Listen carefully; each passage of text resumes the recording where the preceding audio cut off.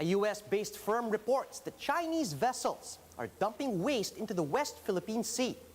But the Defense Department says this is fake news. A former defense secretary warns that China may influence next year's elections. 1 million more doses of Sinovac shots are set to arrive later today. The Health Department warns against the unauthorized mix and match of COVID-19 vaccines, while the World Health Organization criticizes the use of booster shots.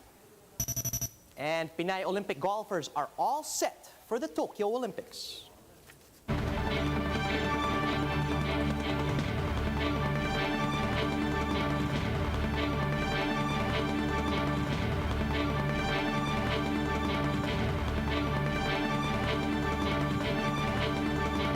Fast, focused, and fearless. Here's everything you need to know as you jumpstart your day. I'm Charles Lejano.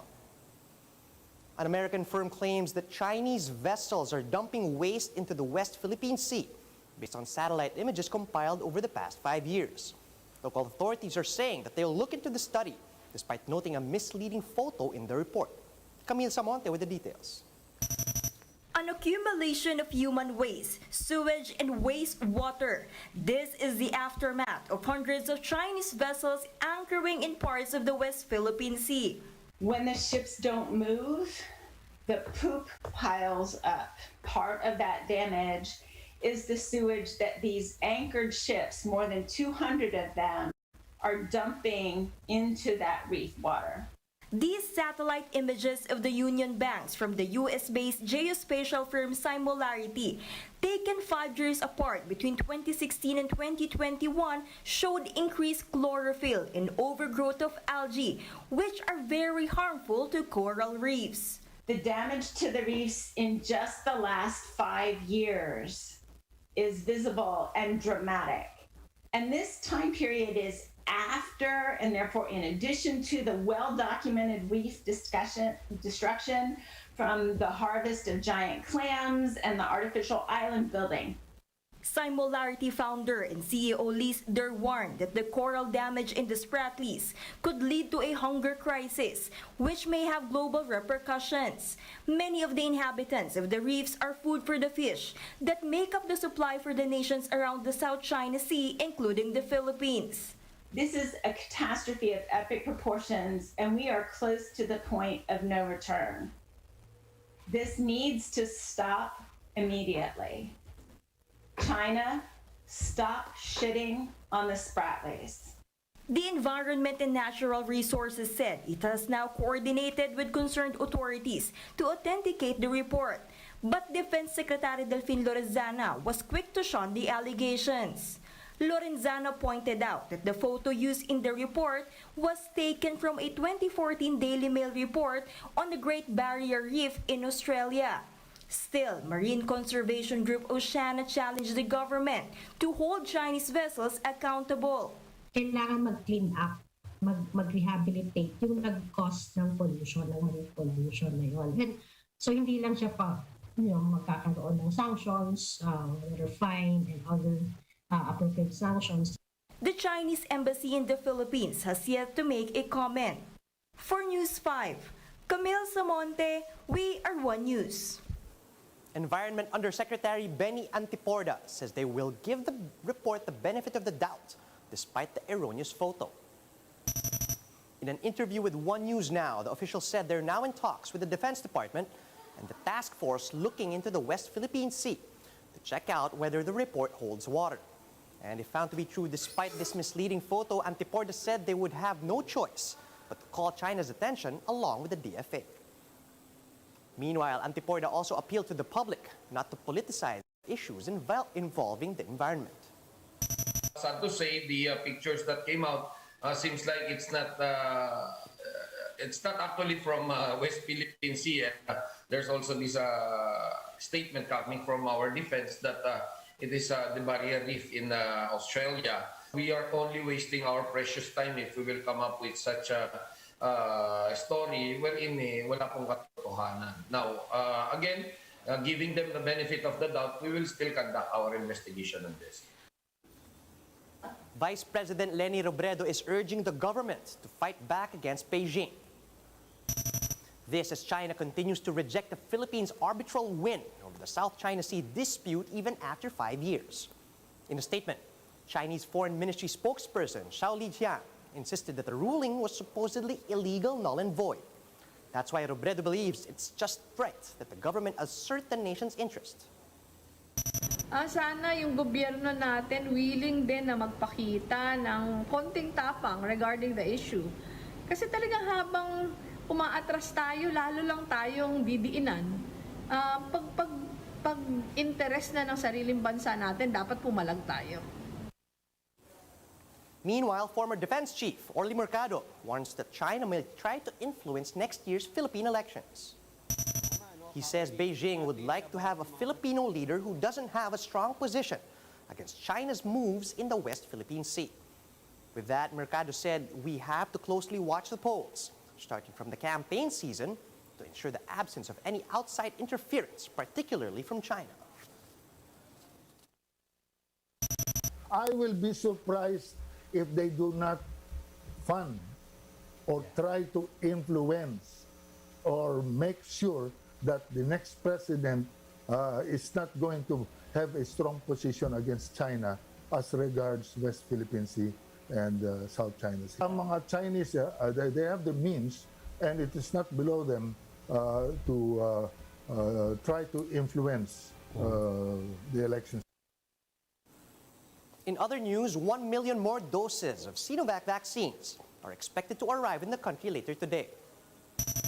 This brings the number of Sinovac shots in the country to 13 million, and it will also increase the total vaccine doses in the country to over 21 million. Recall that the Chinese brand is making headlines for numerous reports of Xenovac Vaccines contracting and dying of COVID-19 despite receiving their complete doses. However, the health department insists that it is premature to make any conclusions regarding this issue and clarify that all vaccine brands in the country are safe and effective.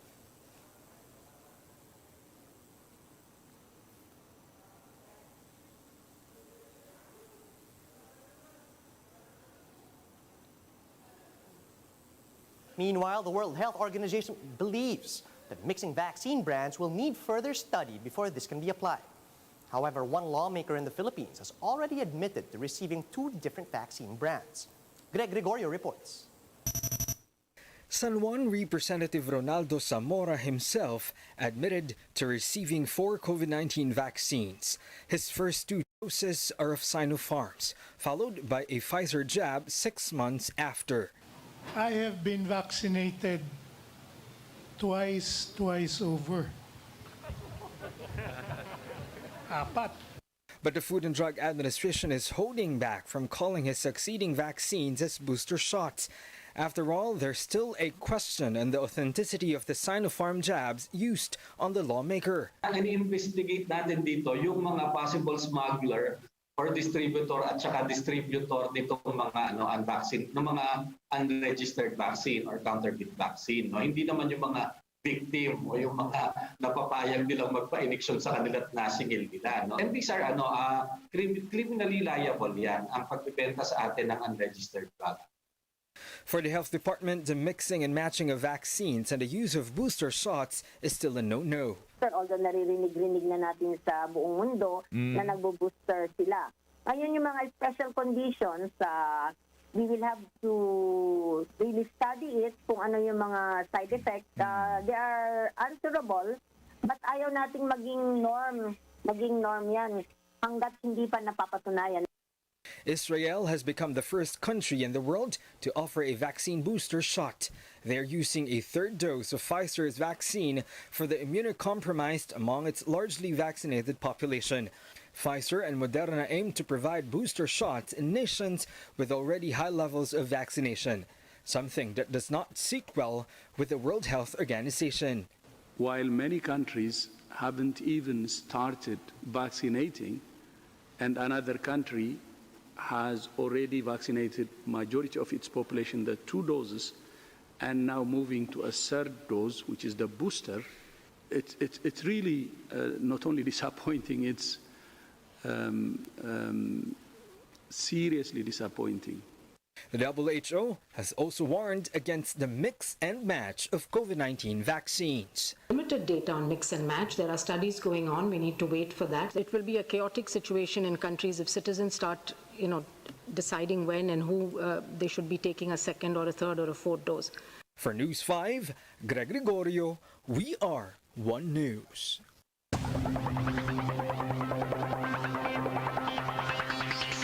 The country's Olympic golfers are all set for the Tokyo Summer Games, and with just less than 2 weeks before the Olympics, they're wasting no time to make sure that the gold medals are within reach. Wh.O with the story.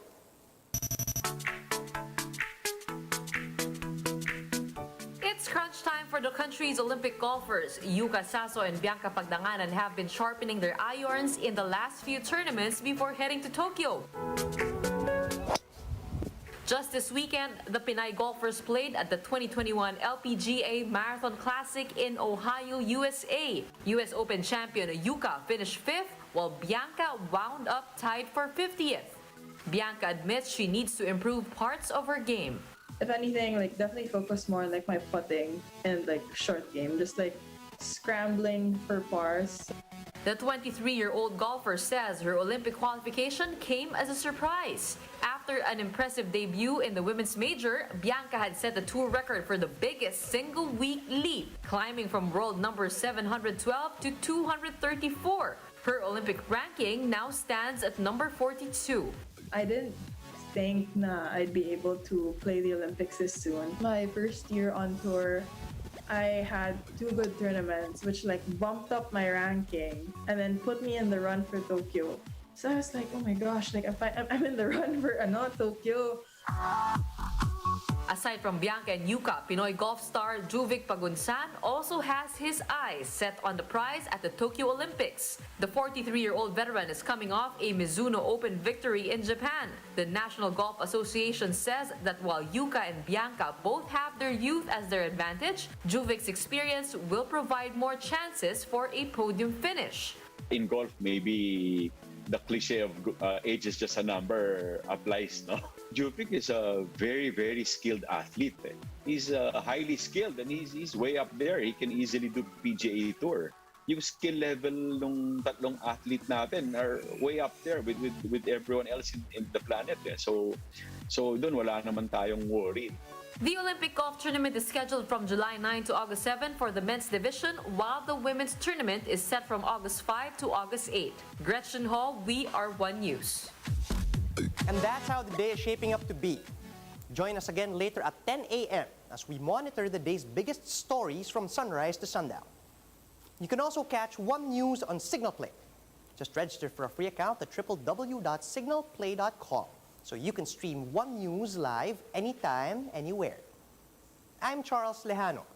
Mask on, wash hands, and stay safe, Philippines. We are One News.